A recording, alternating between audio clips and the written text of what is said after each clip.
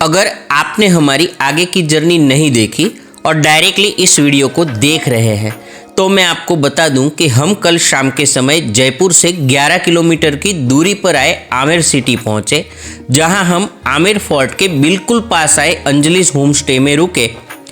आज सुबह सबसे पहले हमने आमेर फोर्ट को विजिट किया। उसके बाद आमेर फोर्ट को सुरक्षित रखने के लिए बने जयगढ़ फोर्ट को विजिट किया। इन दोनों फोर्ट का सेपरेट वीडियो चैनल पर मौजूद है, तो उसे ज़रूर देखिए। आज के वीडियो में सबसे पहले हम नाहरगढ़ फोर्ट को विजिट करेंगे, जो जयपुर शहर की रक्षा के हेतु से बनवाया गया था। साथ ही आमेर सिटी के पास आए ऑफबीट प्लेसेस जैसे कि सागर लेक और पन्ना मीना का कुंड विजिट करेंगे, जिसके बारे में काफ़ी कम टूरिस्ट जानते हैं। अगर आपको हमारे वीडियो पसंद आ रहे हैं तो चैनल को सब्सक्राइब ज़रूर करें, वीडियो को लाइक और इस पर कमेंट करना ना भूलें। आइए आज की जर्नी शुरू करते हैं। तो वैसे चलिए, इस वक्त हम आए हैं नाहरगढ़ फोर्ट पे। वैसे आज बादल वगैरह है तो बढ़िया है, तीनों फोर्ट एक ही दिन में कवर कर पाएँ, वरना नहीं कर पाते। देखिए पार्किंग यहाँ पे बड़ी सी बनी हुई है और पार्किंग के लिए मैंने वैसे 50 रुपीज़ चार्ज पे किया है।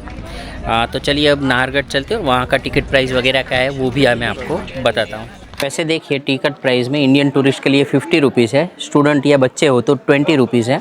वैसे 2 रुपीज़ प्लस एक्स्ट्रा हो गए हैं तो हमने 126 पे किए। वैसे ये कंपोजिट टिकट मिलता है 550 का फॉरेन स्टूडेंट के लिए, और इंडियन स्टूडेंट है तो 110 का, और हमारे लिए 420 का। तो उसमें क्या क्या वो 2 दिन तक वैलिड रहता है। और उसमें कौन सी जगह, तो नाहरगढ़ फोर्ट है, आमेर फोर्ट है, जंतर मंतर है, गवर्नमेंट सेंट्रल म्यूज़ियम है, हवा महल है, सिसोदिया रानी का बाग है। ये सारी जगह कवर हो जाती है और आप कंपोजिट टिकट ले गए तो इन सारी जगहों के लिए आपको लाइन में नहीं लगना पड़ेगा। तो ये किसका थोड़ा बेनिफिट है। लेकिन 2 दिन ये वैलिड रहेगा तो 2 दिन में आपको ये सारी जगह घूमनी पड़ेगी।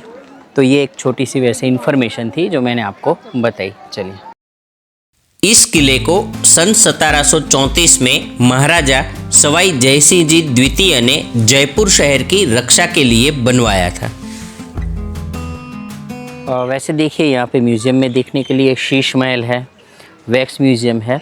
उसके लिए आपको पर पर्सन 500 रुपीज़ अलग से पे करने पड़ेंगे, वो इस टिकट में इंक्लूड नहीं रहेंगे, तो हम नहीं जा रहे। शीश महल तो आज घूम लिया। वैसे वैक्स म्यूज़ियम हम 2-3 जगह पे बहुत बढ़िया वाला देख चुके हैं, सबसे बड़े वाले।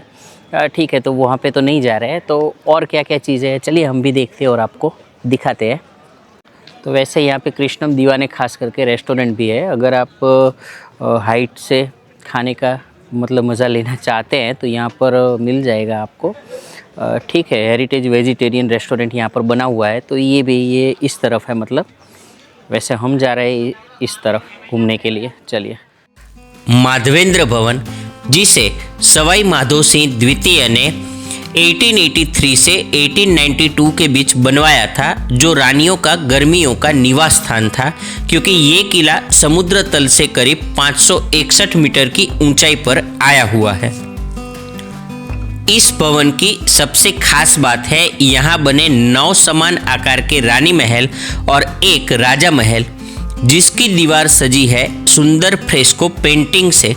साथ ही हर महल का नाम उनकी रानियों के नाम पर रखा गया था। सभी रानियों के महल समान दिखते थे ताकि ईर्ष्या या भेदभाव ना लगे। साथ ही इसे ऐसे डिज़ाइन किया गया था जिससे सभी रानियां एक दूसरे से सीधा सामना किए बिना अपने अपने हिस्से में रह सके। इन 9 महलों की और एक खास बात है कि ये सारे महल एक लंबे कॉरिडोर से जुड़े हुए हैं, जो महाराजा के कक्ष और रानी के कक्षों को आपस में जोड़ता है। राजा अपने कक्ष से पूरे कॉरिडोर पर नज़र रखते थे। साथ ही राजा कॉरिडोर से किसी भी रानी के कक्ष में जाते तो अन्य रानियों को पता भी नहीं चलता था, और सुरक्षा के हेतु से भी ये कॉरिडोर काफ़ी महत्वपूर्ण था। तो चलिए अब हम पहुँचे हैं महल के सबसे सुंदर पार्ट, यानी कि महल की छत पर। यहाँ से आपको पूरे जयपुर सिटी का ये सुंदर व्यू देखने को मिलता है। आज थोड़ा सा फॉग है, वरना और दूर तक देखने को मिलता। नाहरगढ़ फोर्ट में आप यहाँ से दिखने वाले इस व्यू को मिस नहीं कर सकते।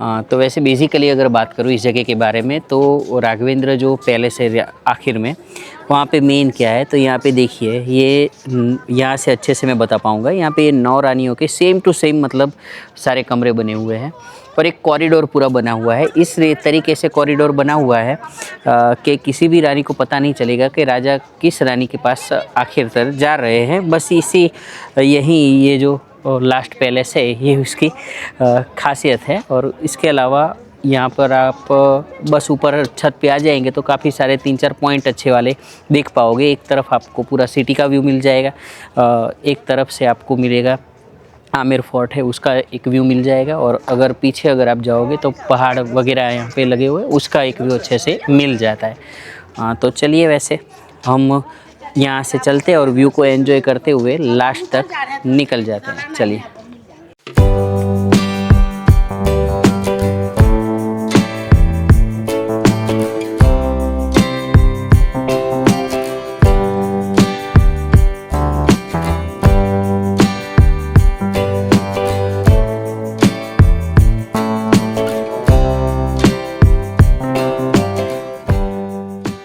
वैसे देखिए यहाँ से भी सनसेट पॉइंट बना हुआ है, सीधा आप जाएंगे 1-1.5 किलोमीटर तो आप पहुँच जाएंगे। वैसे अभी दोपहर के 3 बजे हुए हैं और हम 6 बजे तक रुकने नहीं वाले हैं, क्योंकि लाइट एंड साउंड शो हम जो आमेर फोर्ट है वहाँ पे कवर करने वाले हैं। तो सनसेट पॉइंट पे अभी तो नहीं जा रहे हैं, लेकिन अगर आप जाना चाहें और 4:30-5 बजे तक अगर आप यहाँ पर आते हैं तो सनसेट पॉइंट तक ज़रूर जाइए, यहाँ से व्यू वगैरह अच्छे मिलते हैं। नाहर सिंह जी टेम्पल, आइए इसकी कहानी के बारे में जानते हैं। इस किले का नाम पहले सुदर्शनगढ़ था, लेकिन किले के निर्माण के दौरान बार बार यहाँ की दीवारें बिना किसी कारण से गिर जाती थी, जिससे काम करने वाले मजदूरों में भय फैल गया। स्थानिक लोगों ने इस भूमि को नाहर सिंह भूमिया नामक योद्धा की भूमि बताई। बाद में इस किले में उनके मंदिर का निर्माण करवाकर उनकी आत्मा को शांत किया गया और किले का नाम सुदर्शनगढ़ से बन गया नाहरगढ़। वैसे नाहर का अर्थ है बाघ, जो वीरता का प्रतीक है। नाहरगढ़ फोर्ट हाइट पर आया हुआ है, जहां आसपास में कोई नदी या वाटर बॉडी नहीं है, तो खासकर पानी के लिए इसे मॉनसून पर ही निर्भर रहना पड़ता था। तो किले को इस तरीके से डिज़ाइन किया गया था जहां किले पर पड़ने वाला बारिश का पानी एक ही दिशा में बहे और यहां इस कुंड में आ सके। और ये है नाहरगढ़ बावड़ी। वैसे तो ये फेमस हुई फिल्म रंग दे बसंती के गाने मस्ती की पाठशाला से, जहां फिल्म और गाने के कई दृश्य को यहीं फिल्माया गया था।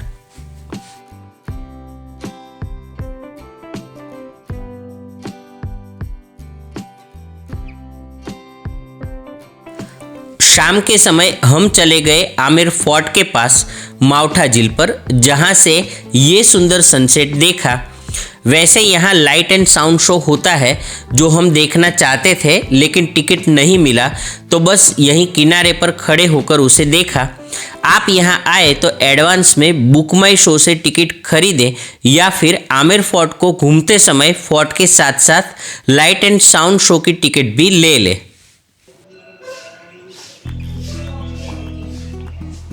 वैसे देखिए यही वो होम स्टे है, अंजलि होम स्टे। स्क्रीन पर आपको नंबर भी मिल जाएगा। पिछले 3 दिन से हम यहाँ पर रुक रहे हैं और यहाँ से व्यू देखिए, बिल्कुल कि आप बोल सकते हैं कि पहाड़ों के बीच में। जयपुर में अब ऐसी जगह कहाँ पे मिलेगी। जयपुर से केवल सच कहूँ तो 10 से 12 किलोमीटर, 10 किलोमीटर ज़्यादा से ज़्यादा दूर आमेर आया हुआ है, आमेर फोर्ट। तो उसके बिल्कुल सामने ये जगह आई हुई है। अब चलिए यहाँ पे और भी काफ़ी कुछ देखने के लिए है, तो मैं थोड़ा मॉर्निंग वॉक भी कर लेता हूँ। कल तो नहीं जा पाया क्योंकि कल जाना था हमें तीनों फोर्ट कवर करने थे, तो अब वहाँ पे ही इतना वॉक करना था तो कहाँ पे वैसे जाएंगे। तो चलिए देखिए वहाँ से थोड़ा ही आगे जाके खेड़ी गेट पड़ता है, जिसे खेड़ी द्वार भी आप बोल सकते हैं। वैसे इससे आगे सागर करके है, एक लेक है, तो अभी तो वहाँ पे जाएंगे।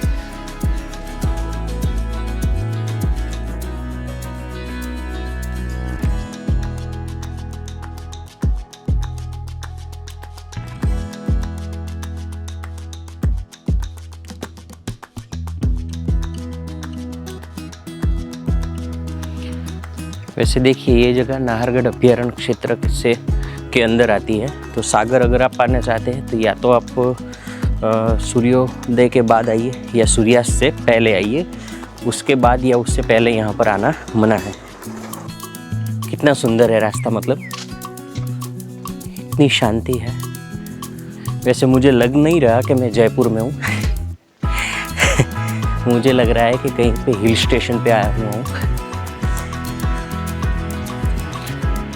तो वैसे सच कहूँ तो इस बार मैंने सोचा था कि जयपुर में काफ़ी भीड़ भाड़ थी तो उससे थोड़ा दूर रुकूँ। तो पहले एक दिन के लिए सोचा, फिर यहाँ पे आके इतना पसंद आया कि 2 दिन हम रुके हैं ऑलरेडी। आज हमारा तीसरा दिन है।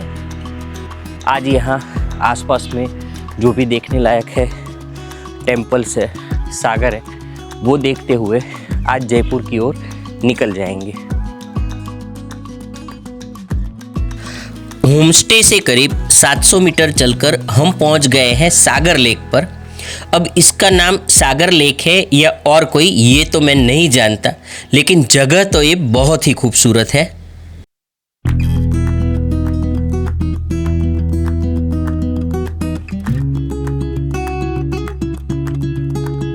आइए इस जगह के कुछ सुंदर एरियल व्यू आपको दिखाता हूँ।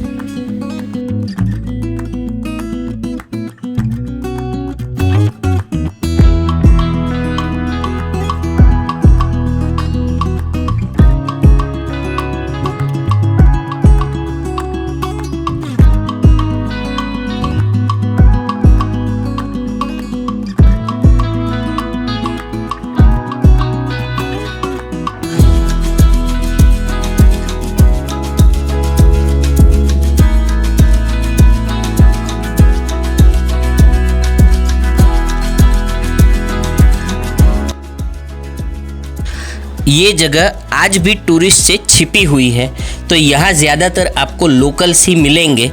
मॉर्निंग वॉक के लिए पूरे लेक के आसपास छोटी सी पक्की सड़क बनी हुई है जिस पर आप वॉक कर सकते हैं। और यहाँ इतनी शांति है कि मैं कम से कम आधे घंटे तक यहाँ बैठा रहा। अगर आप भी मेरी तरह नेचर लवर है तो ये जगह आपको ज़रूर पसंद आएगी। थोड़ी देर यहाँ रुककर चलते हैं आमेर के फेमस पन्ना मीना के कुंड पर।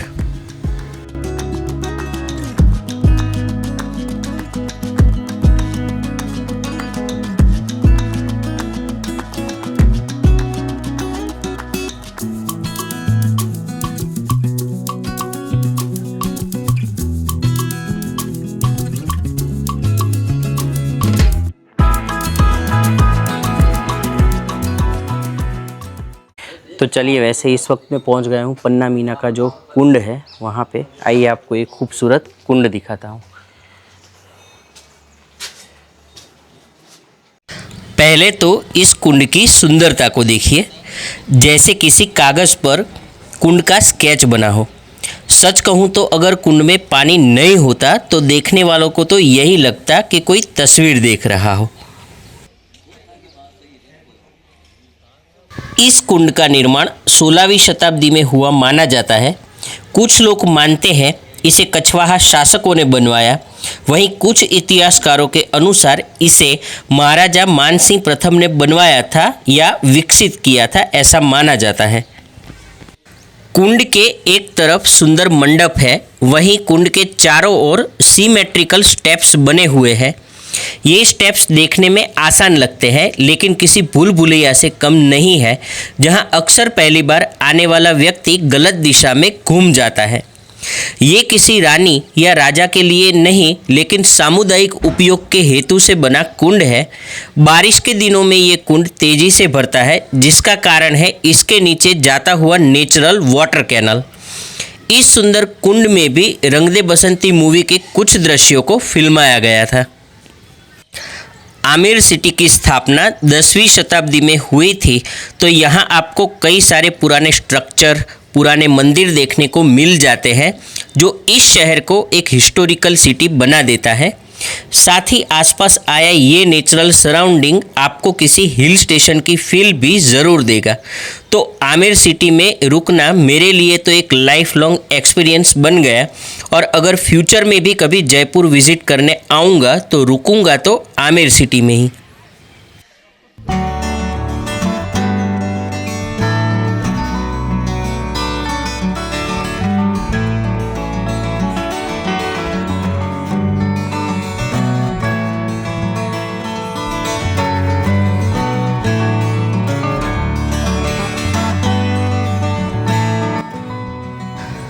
आज हम पूरा दिन जयपुर सिटी को विज़िट करने वाले हैं और अभी 8 बज गए हैं, तो चलिए जल्दी से आमेर सिटी को बाय बाय करते हैं और निकलते हैं पिंक सिटी जयपुर की टूर पर, जो आप नेक्स्ट संडे देखोगे। हाँ, उसके कुछ ग्लिम्स आपको दिखा देता हूँ।